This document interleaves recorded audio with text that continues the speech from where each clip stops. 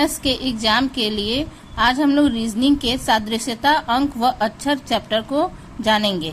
इसमें जो क्वेश्चन रहता है उसमें एक अल्फाबेट का सेट रहता है, फिर कॉलन, फिर एक अल्फाबेट का सेट होता है, फिर डबल कॉलन, फिर एक अल्फाबेट का सेट रहता है जिसके रिस्पांस में हमें बताना रहता है कि आगे का क्या अल्फाबेट होगा।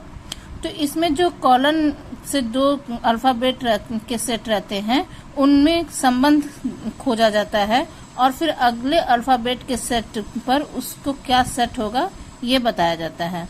जैसे कि इस एग्जाम्पल में हम लोग देख रहे हैं ENPR और दूसरा साइड है HRUX। अब इन दोनों में क्या है संबंध ये जान करके हम लोग GLNP के संबंधित क्या अल्फाबेट्स का सेट होगा ये बताएंगे।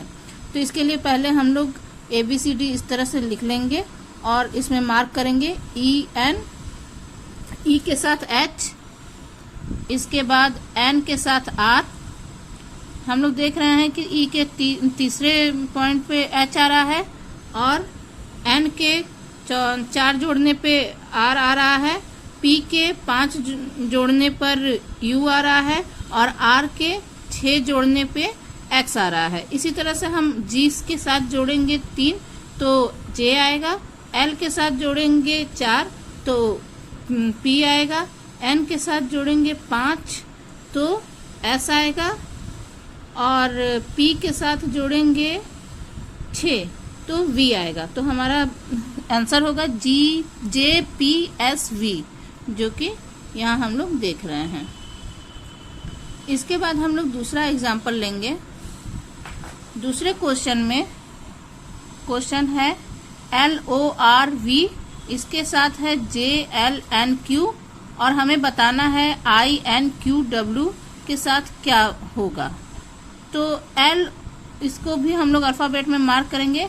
L से घटते क्रम में 2 घटते क्रम में J आ रहा है, O से घटते क्रम में L आ रहा है और फिर R से घटते क्रम में 4 घटाएंगे तो क्या आ रहा है, N आ रहा है और V से घटते क्रम में 5 घटाएंगे तो क्या आ रहा है, Q आ रहा है।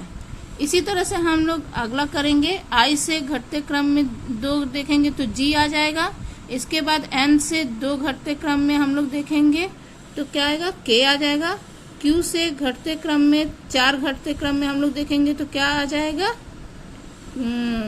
Q से M आ जाएगा और W से 5 घटते क्रम में हम लोग देखेंगे तो R आ जाएगा। तो आंसर हो जाएगा GKMR,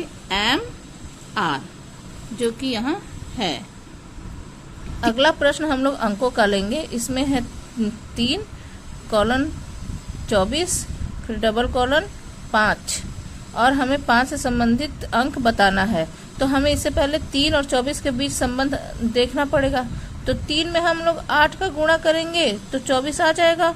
तो इसी तरह हम लोग 5 में 8 का गुणा कर दे तो 40 आ जाएगा। लेकिन 40 हमारे ऑप्शन में दिया ही हुआ नहीं है तो ये ऑप्शन नहीं होगा। हमें अब दूसरा तरीका सोचना पड़ेगा।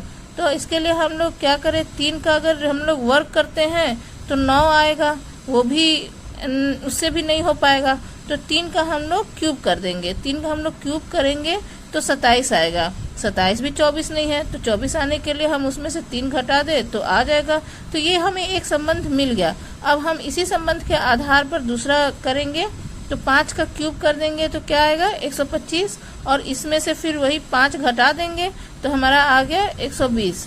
हम देख रहे हैं कि हमारे ऑप्शन में 120 दिया हुआ है तो यही ऑप्शन हमारा सही हो जाएगा।